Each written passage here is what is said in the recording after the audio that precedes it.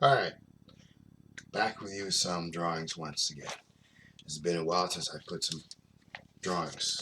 Now this is the first one I did with some floor plans of some bedrooms. Maybe incomplete or complete, but this is what I did here with the first set of floor plans I did. And second set, I'm going to show you this one right here of this house. Got the dining room, you got the kitchen here, and you got the stove, and you got the fridge here. Then you got the living room here. Now this extra space I left out, that's what I did there. Second drawing I did, way different from these two rooms that I did. And finally, I'm going to show you a floor plan of a classroom. Now they're in elementary or junior high school.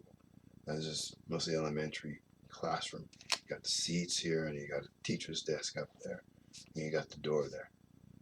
Here. So those are my sketches for today. I'll show you more in a future video.